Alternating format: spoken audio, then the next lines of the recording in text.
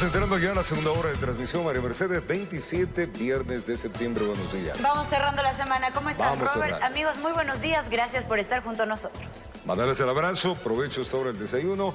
Que el día, pulgarcito en alto, sea realmente bueno. Terminemos un viernes y una semana, Dios mío, tóxica, y ponerle buena energía. Efectivamente, empezamos revisando los temas que hacen noticia. Contarles que dentro del caso que investiga la muerte de la subteniente Pamela Atti, la Fiscalía emitió un dictamen abstentivo a favor de los militares a quienes no se les determinó las evidencias para acusarlos por esta muerte.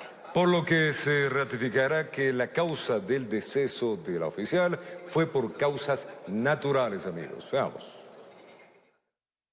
Los últimos resultados de pericias practicadas dentro de la investigación del caso de la muerte de la subteniente Pamela Atti fueron determinantes para que Fiscalía emita un dictamen abstentivo en favor de los 6 militares procesados dentro de esta causa. Es decir, el Ministerio Público no encontró méritos para continuar con la acusación dentro de un proceso que, según uno de los abogados de los acusados, careció de profesionalismo. Una falta de profesionalismo que llevó a que esta bolita de nieve vaya creciendo tanto, que tuvo un impacto no solo en la vida de los 4 iniciales oficiales del ejército, sino ¿qué pasó con la opinión pública? Desde el inicio pensaron que le mataron, que le violaron, y como digo, lamentablemente, sí, y expresando una vez más la solidaridad, pero de una muerte natural. Las pericias practicadas desde el inicio habrían tenido errores que generaron un imaginario en la opinión pública de un delito que ahora, según Fiscalía, no habría existido. Un dictamen que definitivamente es apegado en derecho, está debidamente motivado y que se sustenta sobre todo su criterio jurídico en base a criterios técnicos, científicos, los cuales han sido recabados y ilustrados mediante peritajes. Fiscalía determina hoy por hoy que ni siquiera existió el delito. La subteniente Atti falleció el pasado 29 de junio al interior de su dormitorio en un destacamento militar en Napo. La primera autopsia determinaba que su muerte fue por asfixia mecánica y que habría sido agredida sexualmente.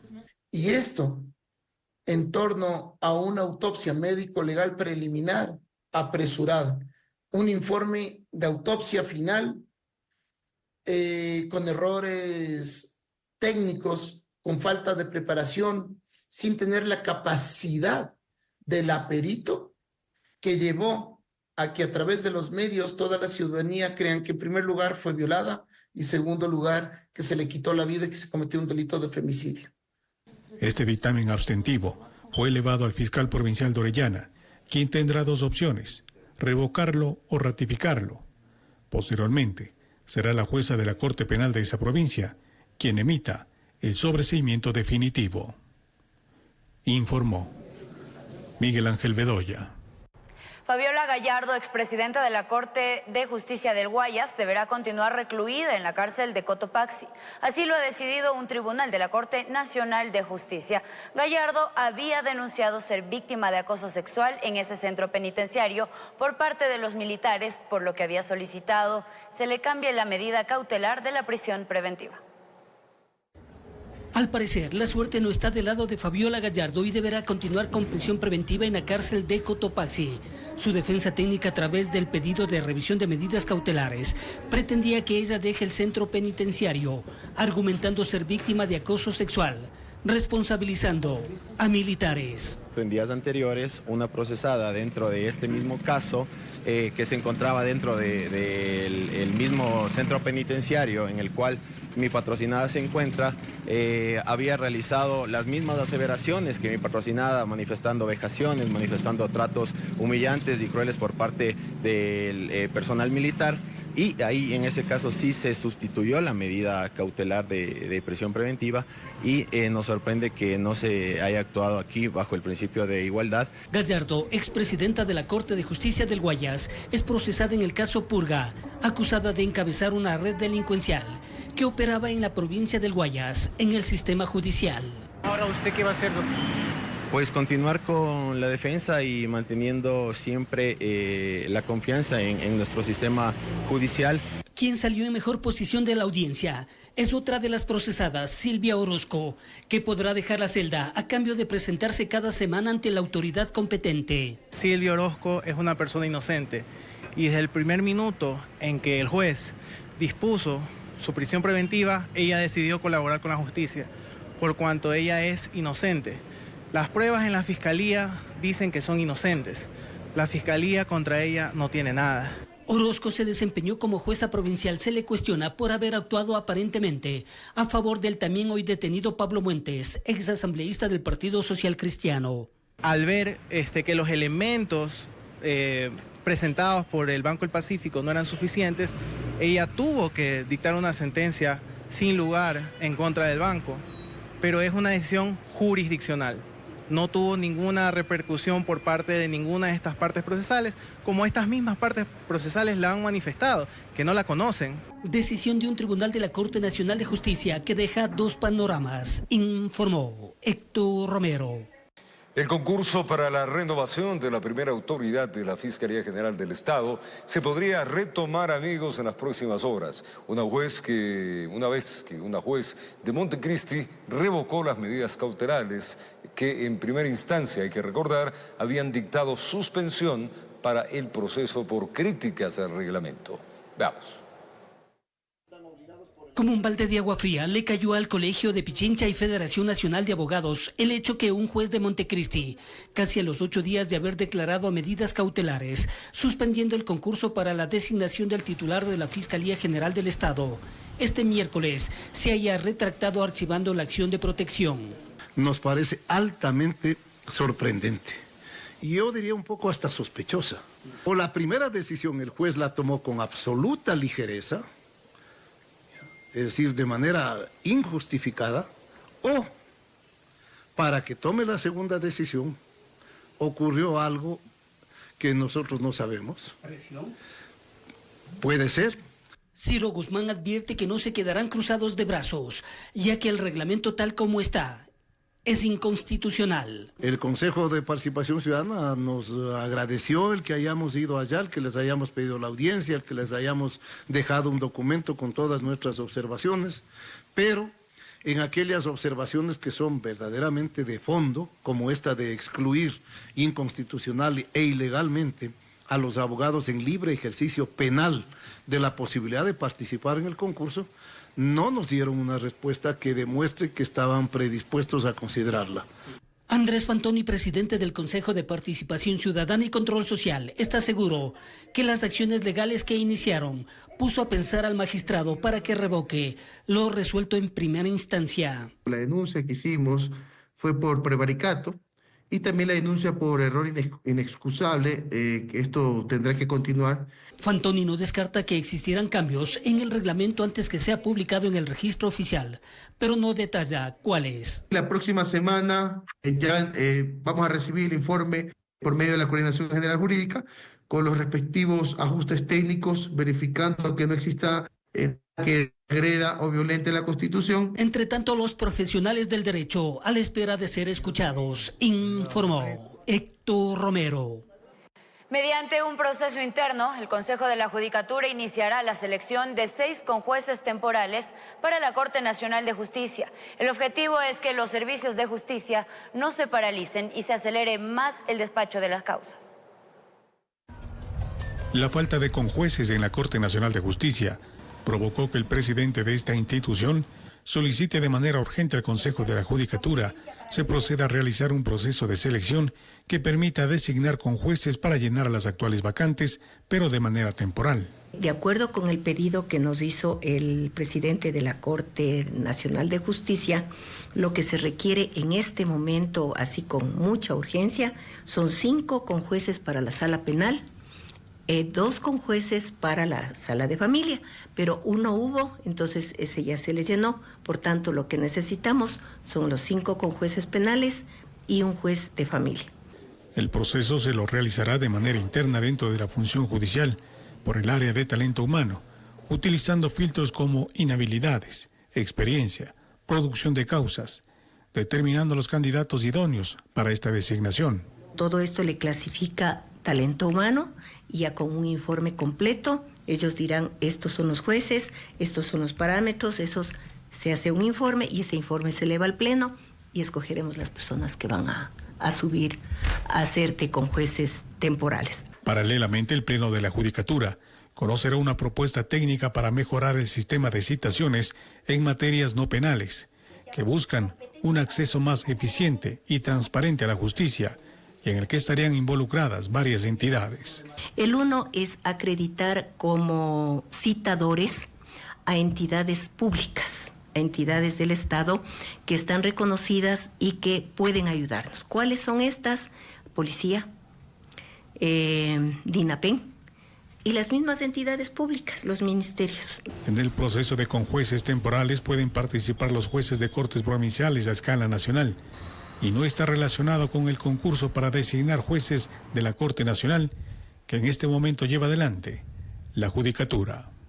Informó Miguel Ángel Bedoya. Organizaciones sociales y familiares de víctimas de accidentes de tránsito interpusieron ante la justicia una acción de protección en contra de las autoridades de tránsito del país. Demandan acciones políticas públicas y efectivas y urgentes para disminuir los siniestros en las vías que cobran la vida de cientos de personas cada año. Miremos. 6 de octubre es la fecha que Jazmín González jamás podrá olvidar. Fue el día en que su padre falleció en un trágico accidente de tránsito. Un vehículo pesado tipo concretera que circulaba por la avenida Simón Bolívar aparentemente perdió pista y se estrelló con vehículos livianos que venían en sentido contrario. Uno de ellos, el de su padre. El saldo, al final, 3 muertos. Cuenta que el proceso ha sido largo y aún no hay claridad en este caso. Nosotros no sabemos la magnitud del problema y en este caso me pasó a mí. Yo perdí a mi padre el 6 de octubre, ya va a cumplirse un año. Venía trabajando y mi mamá le esperaba en casa para poder almorzar juntos con sus nietos. Como ella, son cientos de historias que, además de esperar justicia, esperan que la realidad del país en cuanto a accidentes de tránsito cambien, pues las cifras no disminuyen. Es por ello que víctimas, junto a organizaciones sociales, presentaron una acción de protección. Estamos solicitando a las autoridades que cumplan con lo que está establecido en la ley, porque con las acciones de eliminar los controles de velocidad, tanto a través de medios tecnológicos como a través de operativos en vía, lo único que están haciendo es poner en inminente peligro a los usuarios. Las autoridades demandadas son el ministro de Transporte y Obras Públicas, el director ejecutivo de la Agencia Nacional de Tránsito del Ecuador y el director ejecutivo de la Comisión de Tránsito del Ecuador. Básicamente estamos buscando que se aplique la normativa a nivel nacional. Con esta acción judicial buscan que las autoridades competentes impulsen políticas públicas radicales y efectivas para prevenir los accidentes de tránsito y más muertes en las vías. Señalan que lejos de trabajar en aquello, se han suspendido las multas de radares de velocidad. Y el hecho de que no existan y simplemente se determina que se tienen que retirar, sí puede ser un índice de mayor siniestralidad. Una cosa es la seguridad vial, a la cual nosotros apoyamos, y otra cosa es los sistemas de delegación que se ha dado al gestor privado para el control de la vía. Esto tiene que ser analizado en otras instancias. Si hay una persona que infringe la norma de tránsito y está establecido en la ley, tiene que ser sancionada. Esa es la única manera de corregir el mal comportamiento de la víctima. Mientras se tramita esta acción de protección interpuesta en la justicia, esperan que los controles en las vías se intensifiquen. En Quito informó Adriana Rojas.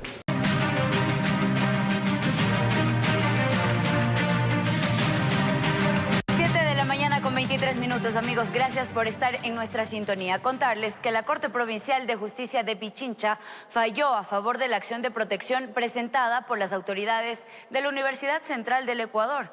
Con ello, no se da paso a lo que se había dispuesto por el Consejo de Educación Superior CES de repetir las elecciones internas. Luego de más de 2 meses desde que las autoridades de la Universidad Central del Ecuador presentaron una acción de protección ante la Corte Provincial de Pichincha al estar en contra de la repetición de las elecciones de rector y vicerrectores dispuesta por el Consejo de Educación Superior CES, la Sala Especializada de lo Civil y Mercantil de este tribunal emitió su sentencia. La sentencia dice: reconocemos la autonomía universitaria tipificada en el artículo 355 de la Constitución ecuatoriana. se ha hecho justicia y estamos realmente dispuestos ahora a continuar en el trabajo legítimo que lo estamos haciendo. Se ha defendido principios elementales de la universidad, como lo son la autonomía y la democracia. La elección del rector y vicerrectores de este centro de estudios se desarrolló en febrero pasado.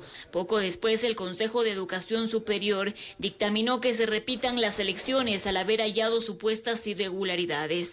Tras un largo proceso, hoy las autoridades universitarias que se mantuvieron en su cargo sostienen que este fallo a su favor garantiza la estabilidad institucional. Se inventaron un pretexto absurdo de que una firma de la doctora Katy no estaba nítida y que por ello había que anular el proceso eleccionario. Un proceso de 2 vueltas. No, que la gente que lo hizo sabrá y conocerá cuáles fueron sus oscuras intenciones. Pero la democracia ha triunfado.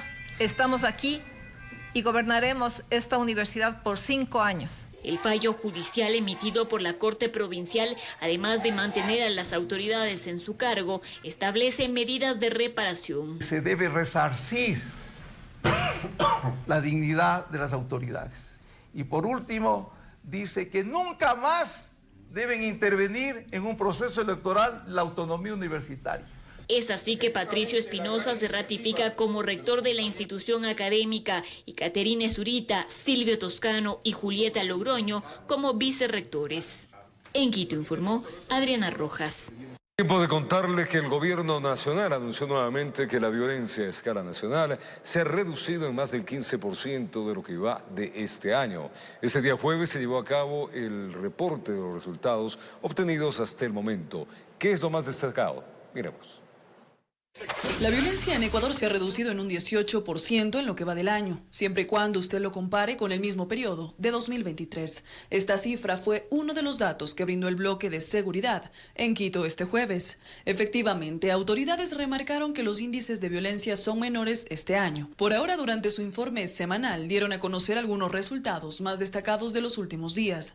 Respecto del Cantón Manta, desde la acertada intervención del bloque de seguridad, se ha registrado una reducción del 30% en homicidios intencionales, es decir, de 76 homicidios intencionales en 2023 a 53 homicidios intencionales dentro de ese mismo periodo de tiempo. Paralelamente, el ministro de Defensa, Giancarlo Lofredo, aprovechó para referirse a las bases militares extranjeras. Hizo un llamado a la reflexión. Si cuando tuvimos incendios en días pasados, la colaboración de países hermanos como Perú y Colombia ayudaron a salvar vidas humanas, ¿acaso la colaboración de otro país hermano como Estados Unidos en el combate al narcotráfico no nos va a ayudar a salvar vidas humanas también? En las guerras siempre hay aliados, ¿y quién no quiere tener un aliado como Estados Unidos? Mientras tanto, el jefe del Comando Conjunto de las Fuerzas Armadas, Jaime Vela, señaló que 19 de las 35 cárceles se mantienen controladas por militares. Además, siguen apoyando a instituciones del Estado que así lo requieran, como por ejemplo los bomberos de Quito. Lo importante es que desde la presencia de Fuerzas Armadas y Policía Nacional no han existido motines en los centros de privación de la libertad y se han respetado los derechos humanos de absolutamente todas las personas privadas de la libertad. Finalmente, autoridades invitaron a la ciudadanía a utilizar la línea 131, a esa conexión donde usted como vecino puede llamar para brindar información sobre actos ilícitos. Recuerde que su denuncia estará protegida y además puede obtener hasta una recompensa. Informó Mía Sabeli Carrera. Una baja demanda se registra en el Consejo Nacional Electoral para la inscripción de candidaturas. Esto a pesar de que queda poco tiempo para cumplir con ese requisito. Esto podría incidir en el calendario y también poner en apuros, inclusive al Tribunal Contencioso Electoral. Preocupación existe en el Consejo Nacional Electoral CNE, ya que a 7 días que culmine el plazo para la inscripción de candidaturas para las elecciones del 2025. De 584 listas proclamadas en primarias, solo 22 han cumplido con el requisito. Invitamos a las organizaciones políticas a inscribir sus candidatos con la debida anticipación. El Consejo Electoral, tanto en matriz como en las delegaciones provinciales, cuenta con los módulos respectivos, con equipos y personal operativo debidamente capacitado para colaborar en la inscripción de los candidatos. El CNE da cuenta que para binomio presidencial existen 16 listas proclamadas en primarias. De ese número, una ha culminado el proceso. Asambleístas nacionales, de 16 ninguna. Parlamentarios andinos, 16, una. Asambleístas por el exterior, 40 y una sola lista. Y asambleístas provinciales y por circunscripción, de 496, 19. El binomio es del movimiento Creo de Francesco Tabacchi y Blanca Sacancela. Para Esteban Ron, experto en temas electorales, no está por demás el exhorto del máximo organismo electoral. Recordemos que hay casos emblemáticos en el Consejo Nacional Electoral cuando las inscripciones de las candidaturas eran absolutamente presenciales y la gente se trepaba a las paredes del Consejo Nacional Electoral, ¿no? En 2 ocasiones para realizar las inscripciones. Y sí, si es que efectivamente una organización política no tiene la prolijidad y destina el tiempo adecuado, pues tranquilamente puede quedarse sin inscripción de la misma. Lo que podría poner en apuros para el cumplimiento del calendario electoral. Porque además hay un tema súper importante, Héctor, que es que una vez que se realizan la inscripción de las candidaturas, inmediatamente empieza el proceso de, en este caso, impugnación de las otras organizaciones políticas. Es decir, tú presentas la documentación, se hace el checklist y inmediatamente se notifica a las otras organizaciones políticas para que presenten sus impugnaciones dentro de, al menos, el primer esquema, ¿no? Y impugnatorio. Que eso también es súper importante porque si no, luego podría colapsar no solo el Consejo Nacional Electoral, sino el Tribunal Contencioso Electoral en la evacuación de las impugnaciones de las candidaturas.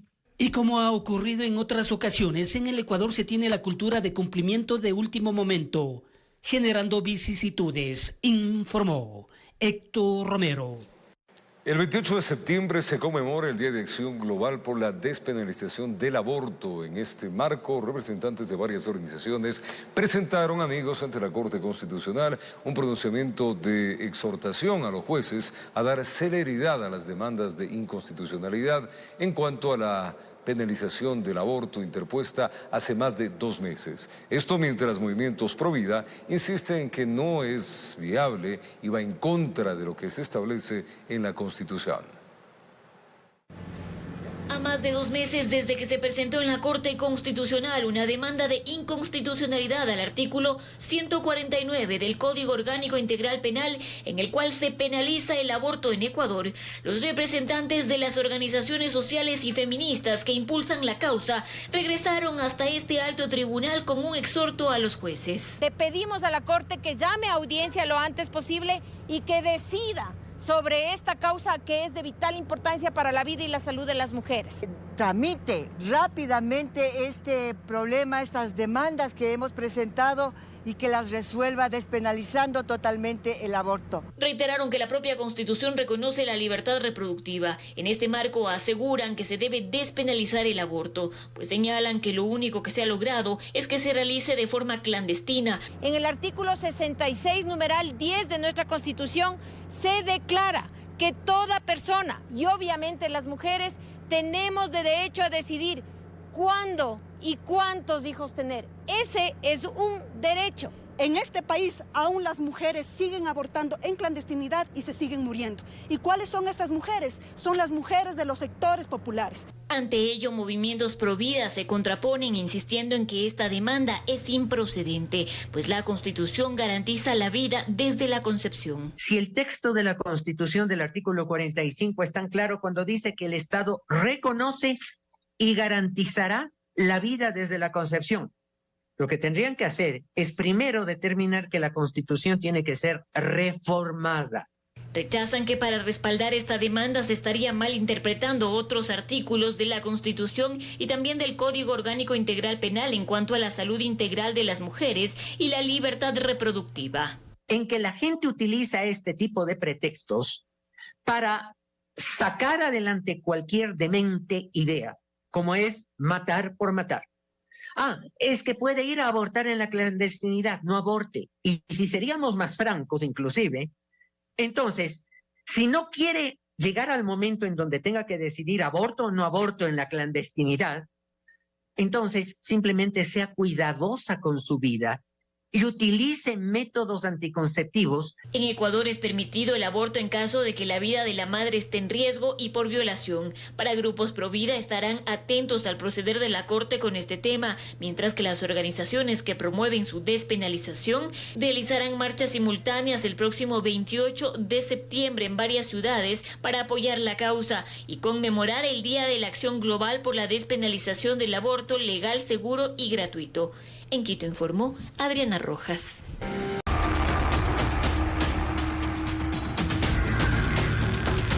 Estamos de regreso con más noticias. Un operativo motorizado para el control de repartidores y limpiaparabrisas culminó con la aprehensión de un ciudadano implicado en el robo de un celular. El delincuente habría abordado de manera violenta a un transeúnte en el sector de La Pradera, al norte de la ciudad capital.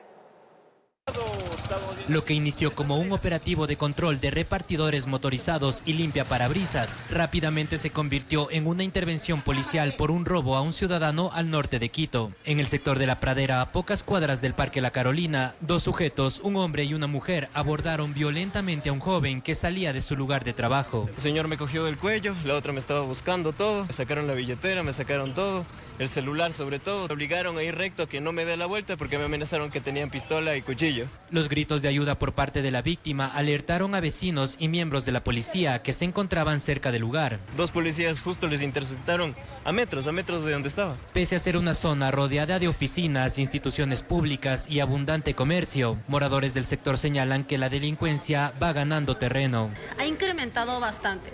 Roban hasta lo mínimo, ven una mochila en un carro y revientan el vidrio, sacan la mochila. Y es más, los ladrones se camuflan y roban a la gente súper seguido. Pasan las motos, tú estás con el teléfono ahí, pasan las motos y te llevan el teléfono. De acuerdo al jefe de policía del distrito, Eugenio Espejo, los operativos continuarán con mayor presencia de efectivos motorizados. El control, como les digo, es permanente. Antes teníamos únicamente 18 motocicletas, ahora tenemos 50 solo en nuestro distrito Eugenio Espejo, que estamos trabajando día, noche y madrugada. Por eso hemos triplicado casi el número de motos. Mientras que el afectado, tras una intensa búsqueda policial, logró ubicar el celular que se encontraba escondido entre matorrales. Moradores exigen patrullajes más constantes en el sector de La Pradera, debido a que los robos se están presentando a cualquier hora del día. Espero que también cumplan lo del más patrullaje, porque no van a ser de una semana y después nos dejen botados y tirados, ¿no? Informó Ítalo Salazar. Exactamente, pues en esta vía se hizo este punto de mando unificado. Priscila está ahí, Priscila Cadena. Ella nos va a dar una panorámica de cómo está este punto y la ciudad a través de la vista de un dron. Priscila, buen día, adelante. Gracias, compañeros en estudios, amigos, muy buenos días. Nosotros continuamos en el puesto de mando unificado para que usted conozca cómo se encuentra nuestra ciudad a esta hora de la mañana tras los incendios forestales. El día de ayer se reactivaron varios puntos. Esto ha obligado también a los efectivos del Cuerpo de Bomberos a estar de manera vigilante en algunas zonas muy complicadas. Por ejemplo, estamos hablando del Cerro Auqui, del sector de Guápulo y del Parque Metropolitano. De inmediato van a ver ustedes a través de estas imágenes desde la parte alta cómo se encuentra. El capitán Gabriel Rodríguez nos acompaña esta mañana y ahí podemos observar la zona más afectada del Cerro Auqui. Lamentable, 146 hectáreas se han visto afectadas por los flagelos de los últimos días en nuestra ciudad. Buenos días. Bueno, un saludo cordial a toda la ciudadanía, muy buenos días. Podemos observar la parte suroriental del Cerro Auqui, que es una zona que recibió la afectación después de lo que el incendio se originó en la zona de la Conquistadores, en la parte baja, que es la vía que conecta Quito con Cumbayá. De esta manera el incendio en primera instancia se propagó hacia la vía Simón Bolívar, hacia el Cerro Auqui, luego bajó hasta la altura del puente de Guápulo y de ahí saltó a la parte del Parque Metropolitano y contaminando también la parte baja de Guápulo. En este momento tenemos la parte baja del Cerro Auqui, en donde el día, en horas de la noche, pudimos controlar un conato de incendio que tuvimos y de esta manera pues hoy se puede evidenciar que ya no tenemos columnas de humo. Ahí se observa igualmente la zona específica de Guápulo, donde habría iniciado este incendio. de gran magnitud y obviamente pues ya conocemos las consecuencias. Avanza este dron hasta el Parque Metropolitano, donde también existieron algunos problemas, sobre todo porque se encuentra la vía Osvaldo Guayasamín.